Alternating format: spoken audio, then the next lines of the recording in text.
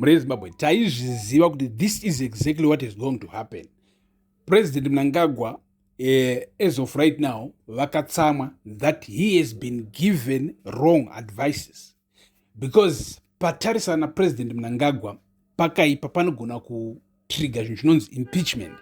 So regai tikuudzei murezimbabwe, zviri kunzi from the first day pakafungwa pachiplanwa chinhu chinonzi CAB 3, Constitutional Amendment Bill number 3, President Mnangagwa and his other guys, they had plans yekuti we will go to a national referendum, and vaitova nebudget yavaiva nayo yekuinda kunational referendum, yekuti ziva kuti tichapinda kumamisha, tichanopa vanhu upfu, tichanopa vanhu mazowe, totenga KFC noichi chicken in, toenda nechicken in kuvanhu, totengera vanhu madhara mabhasikoro, tozonopa vanhu maT-shirts, tovapa mazambia, toita sei tichikambena for CAB 3 kuitira kuti vanhu come national referendum vanhu vanovhota for CAB 3.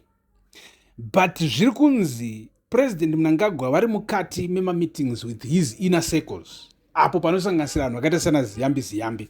Ziyambi Ziyambi being the Minister of Justice, achinzi iye ndiye munhu anoziva mutemo, ndiye munhu anoziva interpretation yeZimbabwe constitution to the core, like he is the best.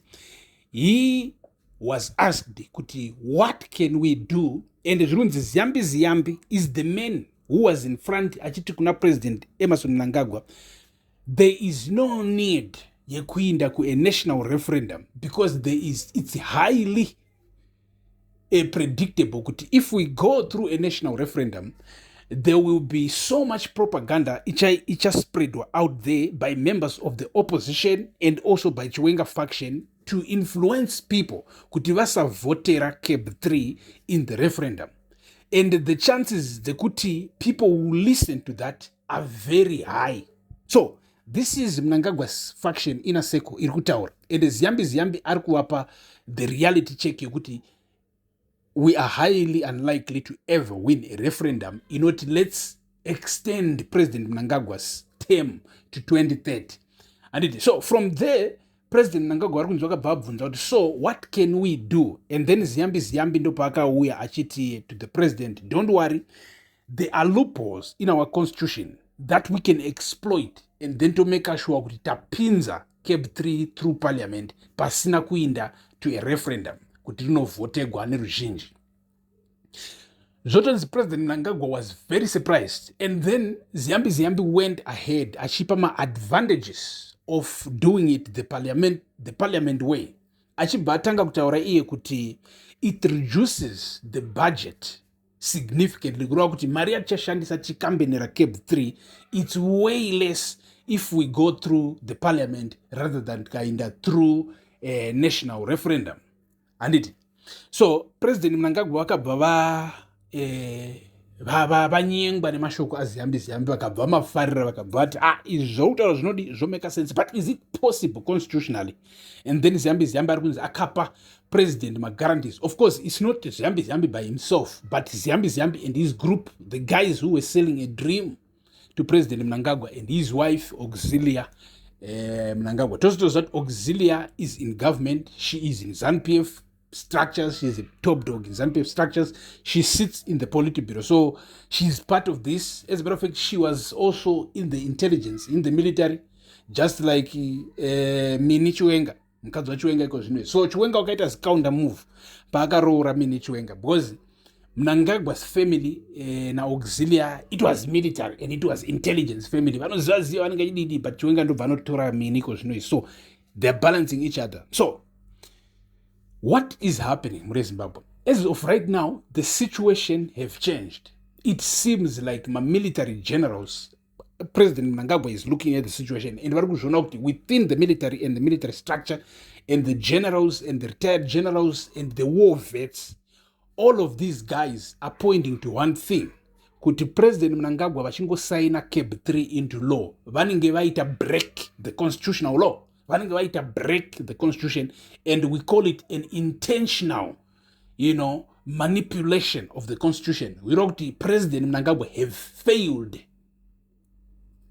to protect and uphold the constitution, just like he swore an oath pavakapinda paupresident. In that case, that being the case, then President Mnangagwa varifanira kuenda kucourt, varifanira kuendeswa kucourt vosungwa kana kuti vobviswa pachigaro. Do you understand that part? So President Mnangagwa, as we speak right now, he's seeing this more clearly, and he can see where he is headed. If he signs Cape 3 into law, it's either he would have to, use so much, chigandanga kuti vagone kuti vasasungwa kana kuti vagone kunyaradza opposition kana kuti vagone kunyaradza even macourts after vasaina Cape 3 into law pasina national referendum. Pane pakuda chigandanga pane pakuda chigandanga chakasimba kuti vagone kunyaradza resistance yavachasangana nayo.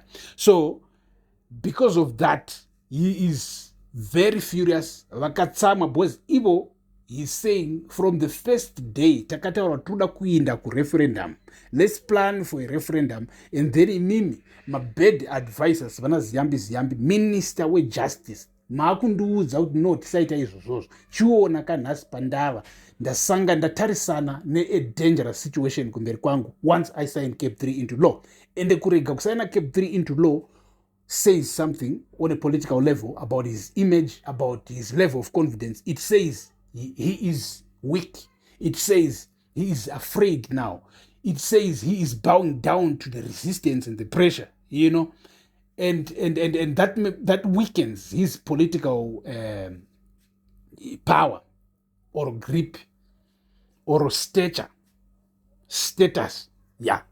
So this is what's happening, and information irikuti there are plans ekuti Ziyambi ndiye achaitiswa ma1, like kana Cape 3 ikapinda ikasainwa into law, and then nyaya iyoyo ikabva yatanga kunetsa mumacourts and retired generals, magenerals, military ikabva yatanga kupindira ichisapota kuti no apa pagugwa mutemo.